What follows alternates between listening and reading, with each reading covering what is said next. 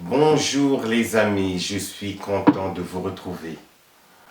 Moi, Serge Pinda Onzoa, de mon petit nom de scène, Sigma Como. Et oui, je suis artiste, musicien, compositeur et interprète. Mais aujourd'hui, je ne veux pas te parler de la musique, je vais te parler d'autre chose, des autres passions. Je vais te parler de la lecture par exemple, oui, j'aime lire. Je vais te parler aussi de l'écriture, cela va sans dire. Le but de la vidéo, en fait, ça sera une série de vidéos. Je ne sais pas combien de vidéos il y en aura, mais il y en aura quand même des vidéos pour que je puisse te présenter en fait mon futur livre. Ici, il y a le premier jet de mon roman, de mon futur roman qui s'intitule plutôt 72 heures à Brazzaville. 72 heures à Brazzaville. Tiens, parlons de l'écriture. Il y a déjà un mois, oui, un an, il y a déjà un an, je publiais cette bande dessinée, Tonono Tonono, au royaume de Gacon. Ici, je traite tout ce qui a trait avec des préjugés et aussi des injustices. Là, il y en a. Je t'en parlerai de ça dans une autre vidéo, mais pour l'instant, je vais te parler de 72 heures à Brazzaville. Tu es bien placé pour me faire une critique littéraire. Merci, c'est de ça que j'ai envie pour que je puisse aller de l'avant parce que je suis novice dans ce domaine de l'écriture. Voilà, donc 72 heures à Brazzaville. Eh bien, je vais d'abord prendre un accessoire, donc une paire de lunettes. Ça change quand même un tout petit peu la tête. C'est une dédicace que j'ai eu à faire à mon père qui n'est plus de ce monde. Paix à ton âme, Danos Pinda. Nous allons commencer donc la lecture.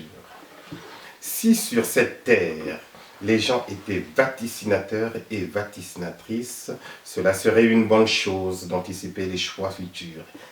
Préface. J'aurais bien voulu que la préface de ce roman soit faite par Gaston Monnerville, le Guyanais, l'enfant du pays, brillant avocat député du Lot et président du Sénat pendant une décennie, de 1958 à 1968. Lui qui, comme ses ancêtres noirs, a donné sa vie pour cette patrie, la France, cette France qui manque de reconnaissance et qui continue à tenir en laisse les pays africains, à spolier les richesses de ces anciennes colonies par le biais d'une monnaie, le franc des colonies françaises d'Afrique, franc CFA. De grâce, je ne parle pas ici de la France ouvrière, travailleuse, celle qui se lève tôt et qui a toujours des difficultés à joindre les deux bouts du mois.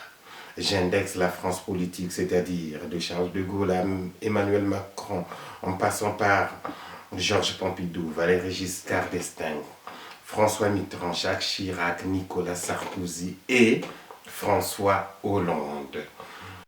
Prologue. Par un matin du dernier jour de Vénus, de ce mois qui précède mars de l'an 2023, Marius est à l'aéroport Charles de Gaulle. Terminal E pour des formalités de départ. Il porte un petit sac noir d'une marque qui ne sera pas citée ici et un appareil photo où le frère de Sandra va, après 8h30 de vol, fouler le sol d'un pays où, vu de l'Occident, n'est présenté que sous l'angle de la famine, des guerres civiles, des aides à apporter, bref, de la misère des populations et du régime dictatorial en place depuis des décennies grâce à la bénédiction de la politique extérieure de la France vis-à-vis de ses ex-colonies.